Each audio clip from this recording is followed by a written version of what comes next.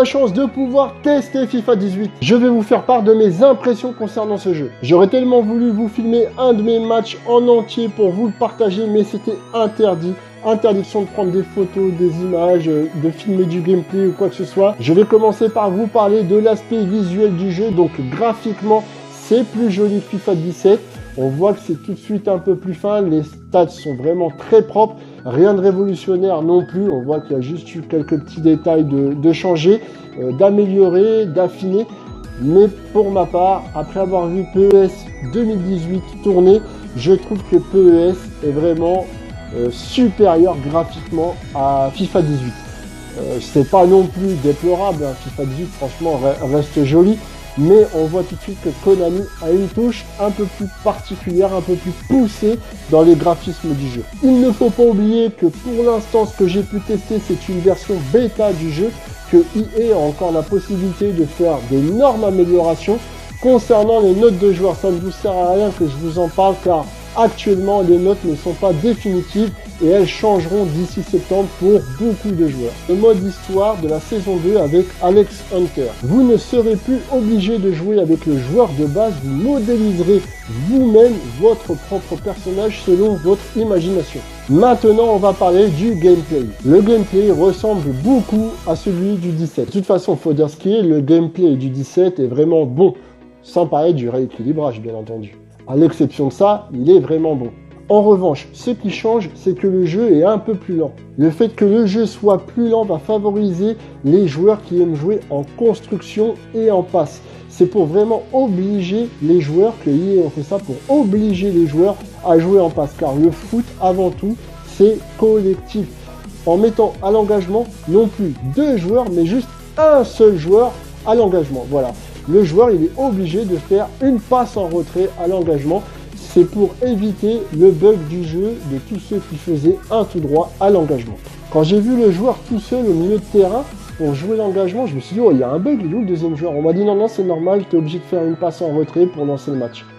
Je dis, ah d'accord, sur le coup, ça surprend. Ce que j'ai vraiment bien aimé, c'est concernant le pressing A2 sur le joueur qui a la balle. Vous savez, quand vous appuyez les 2 gâchettes du haut, R1 et R2, ensemble pour presser A2.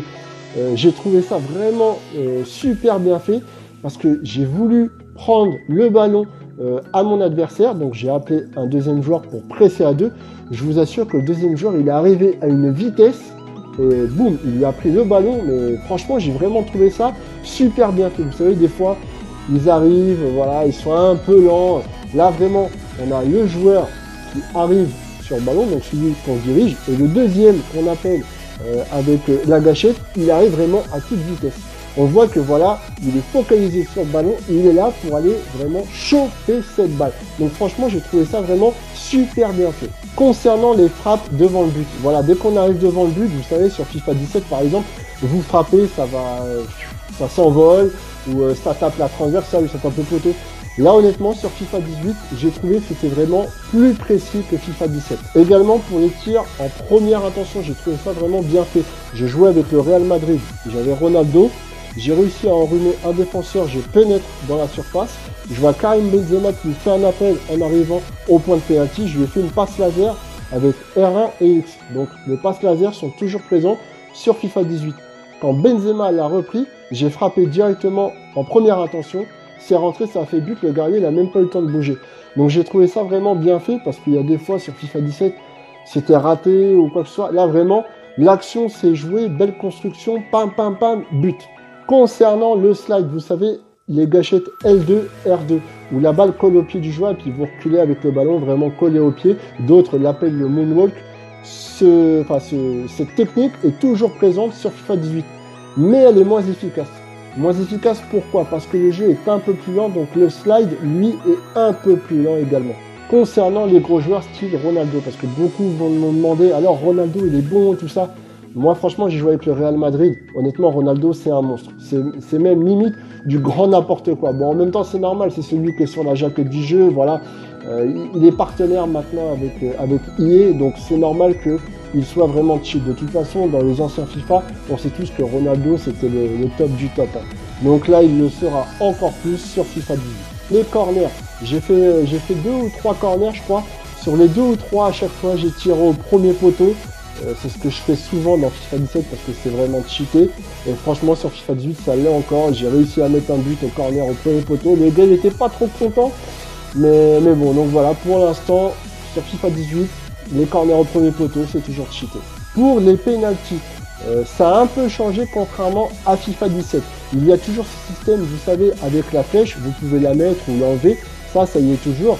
Par contre, sur le 17, vous choisissez d'abord la direction avec le joystick, puis après, vous frappez quand le joueur arrive vers la balle. Et bien là, c'est l'inverse. Vous appuyez d'abord sur... Alors pour le 18, vous appuyez d'abord sur la touche de frappe, donc vous jaugez, puis après, vous choisissez la direction. Pour conclure cette vidéo, franchement, j'ai trouvé que le gameplay était vraiment bon.